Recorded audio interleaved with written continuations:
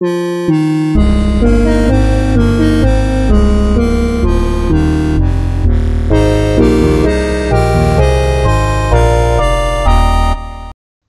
Harry Potter and the Deathly Hallows trailer just came out a few days ago, and if you haven't read the book, I'm going to there's spoilers I'm going to talk about, but if you're watching this anyway, you probably read the book if you cared enough to even be watching this. But I was shocked that first thing they started off with showing the scene in the woods where Voldemort kills Harry. I mean, I was not expecting to see that in the trailers. And the thing is, if you haven't, I've seen in comments, oh, you know, they're spoiling for people who haven't read the books, but if you haven't read the books, you really don't know what's going on there. Like, you really don't have no context as to what's going on, or you don't really know what's going on. But, I was kind of disappointed.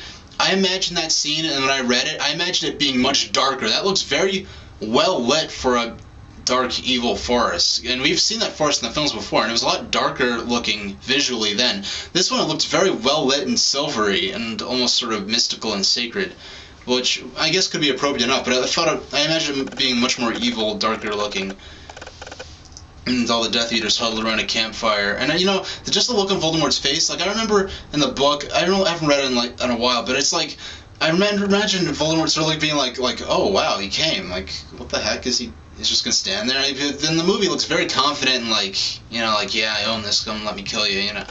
So other things, there was a shorter sort of teaser trailer that was released before, and there's a clip of what I'm about to talk about in there too. But they showed it again in the larger trailer.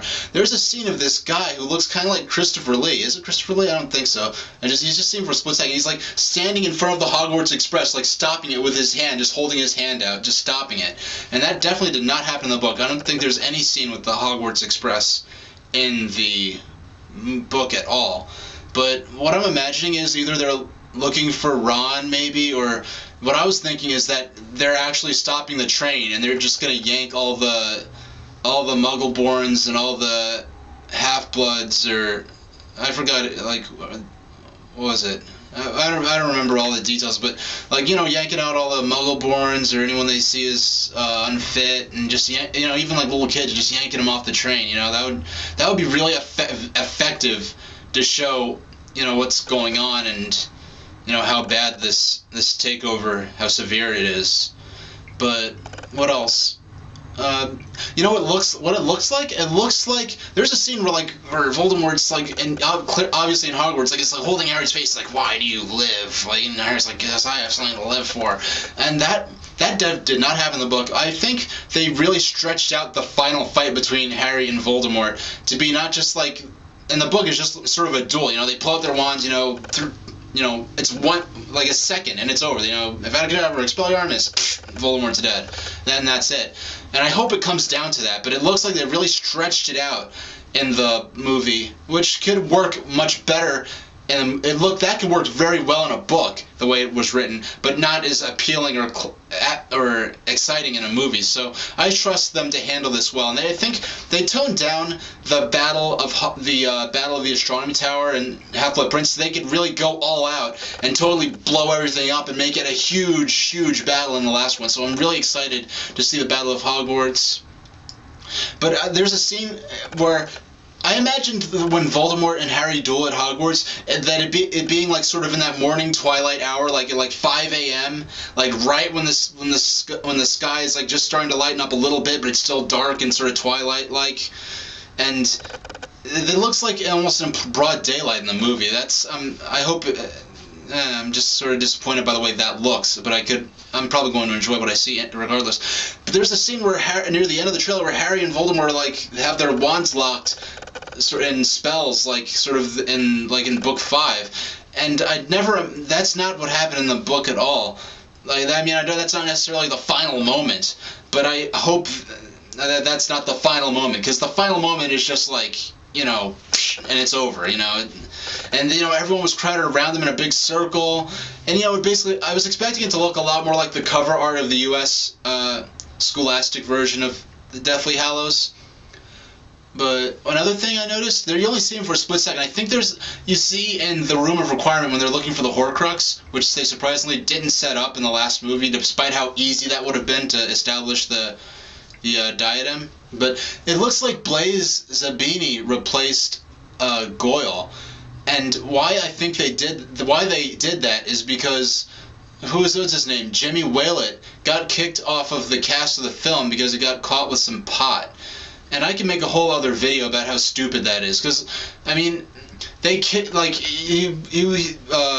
Whalett played Goyle, and a couple years ago or whatever, he got caught with growing a couple of pot plants in his closet, and so they booted him off the cast of the film for the last couple of movies, which is really, I mean, come on, think out of Alfonso Cuarón, don't tell me he's never lit up just once. That guy had to have lit up at least once. I'm not even pro marijuana or marijuana reform necessarily or anything. It's just like, that's just such a stupid thing to do. I mean, what if Daniel Radcliffe had a dime bag in his wallet and got pulled over or something? I mean, would they kicked him off the film? No, it's rubbish.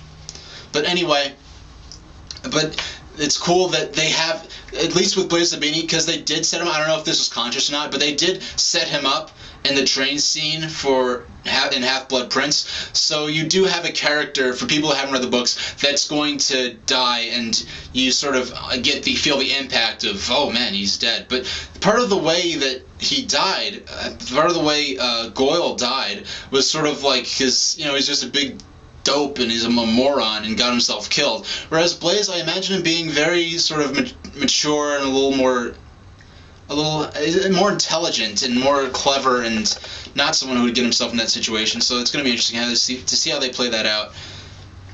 And I'm surprised by how much they have showed, but you can see that they're definitely not leaving anything out. It's going to be very faithful to the book. Some of the scenery of the party traveling, like by that river and that grassy field, that just looks epic. I mean, I love just to play through like a Zelda type game through environments like that. I mean, that's just epic.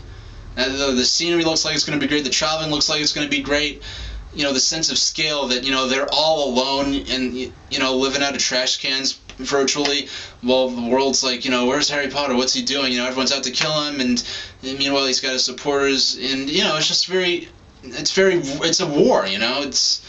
It's going to be a very different feel for the films, especially for the people who've only read the books and have only seen the movies and don't quite have the full sense of scale as to how they're going to how much of a war this is, and not just a little gang going around causing trouble. It's like a serious threat to society and to liberty.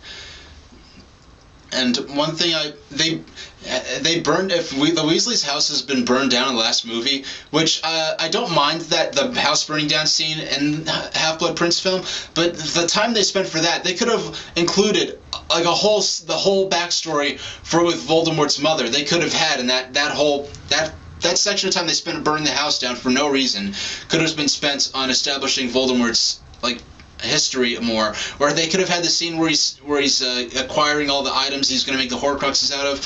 So I thought was kind of a poor choice. They could have had a bit of, even just a few scenes from Dumbledore's funeral to establish that he's being buried with the wand and his casket and everything, and seeing his funeral and seeing him being interred makes it a lot more personal and ghoulish and horrific when Voldemort violates his grave.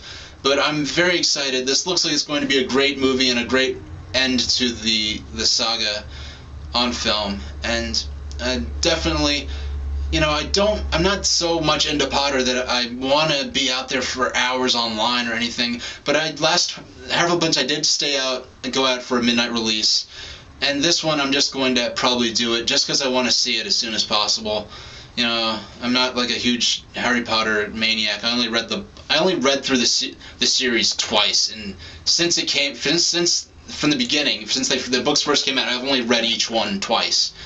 The second time of which I read them all again last summer, and then I read them mostly soon after they came out originally. But so that's my opinion on the Harry Potter and the Deathly Hallows trailer, and thank you very much for watching.